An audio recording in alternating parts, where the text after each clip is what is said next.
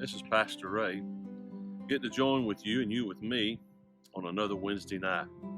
I want to share with you just a few things about how great our God is and how we can make it through with all the things that are going on and all the negativity that you're hearing from the news and other areas. I want to tell you that lives are being changed during this time. That what the devil meant for bad, God's turning it around and lives are being saved. People are being healed. And so let me just share a little bit with you out of the book of Psalms, chapter 126. Verse 5 says, "They that weep in tears shall rejoice in the Lord." So let me talk to you about that. I want to share with you, I got my joy back.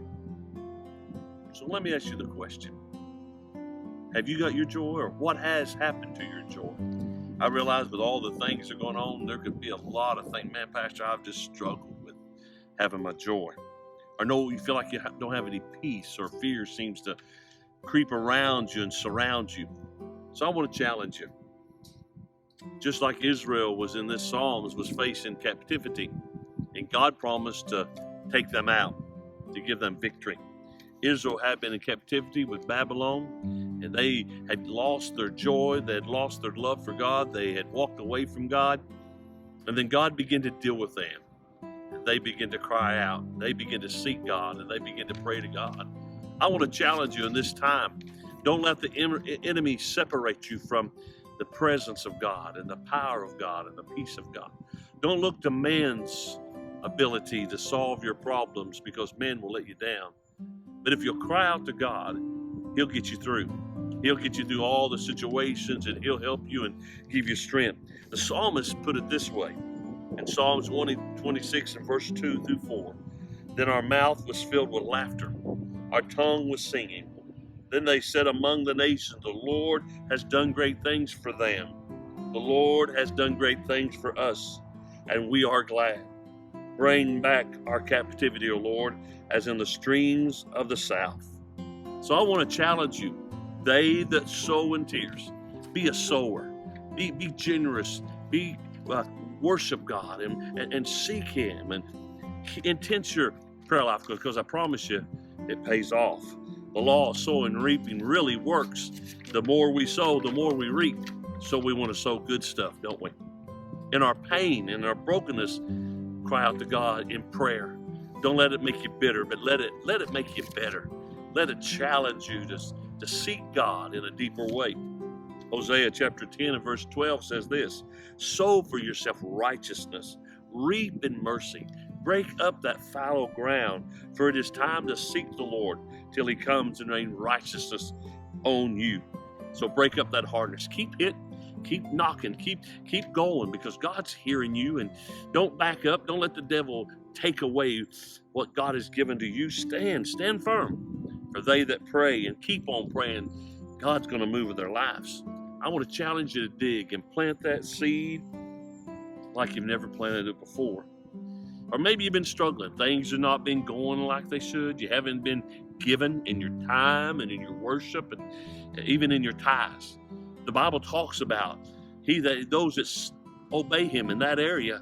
He even rebuked the devourer of things that God has given you. So be generous. Or maybe you've walked away and you just need to get your joy back. I want you to stand up on God's word and begin to declare, "I'm going to get my joy back." And be able to shout, "I've got my joy back. For they that sow in tears shall reap." That's the promise, to get your joy back. I like the word "shall," for it means it's going to happen. It says, "Those that sow in tears shall reap in joy." So He says, those that call on my name, I'm going to answer. Those that seek my face, I'm going to be before them. So in this time that this virus and all the economical things that are coming upon us, trust God. Stand with God. Isaiah chapter 12 and verse 3 says, "Therefore with joy you will draw waters from the wells of salvation." God is going to see us through. God keeps His word, and I want you to write that down. Every promise that Jesus has made, He'll keep His word. He'll keep His word. Just like the beautiful day that we're sharing with you, the beautiful sunshine. God made that sunshine. And at night when you see the moon shining bright. God made that moon. So he's given us promises, church, like Isaiah 35:10. And the ransom of the Lord shall return and come to Zion with singing, with everlasting joy on their heads. And they shall obtain joy and gladness, and sorrow and sighing shall flee from them when we call upon the Lord. Listen to what Jesus promised in John 16:20 and verse 21. Mostly surely I say to you that you will weep and lament, but the world will rejoice.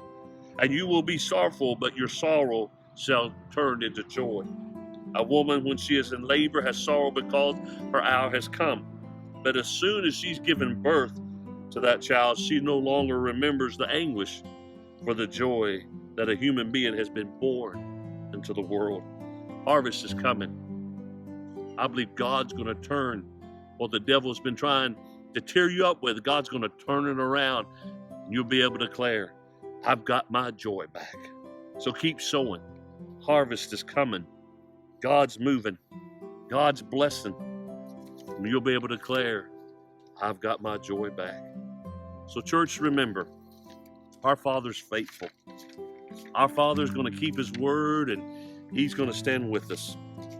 Remember something. Maybe you've been struggling. What has stole your joy? Maybe the things you've been trying is just not working, and you need to throw that off and begin to say, I'm going to run to you, God, because I promise you God hears. So stay in there. Keep walking with Him. And remember, God's going to see us through it. Let me remind you, He's not given us the spirit of fear, but of love and power and a sound mind. The whole world is in a panic, and they're in fearful, and they're willing to almost take anything because they're afraid and they're not looking for God for the source. Be careful what you take. Be careful who you listen to. Listen to the King. Listen to His word, and you'll be able to declare, I've got my joy back. Love you, church.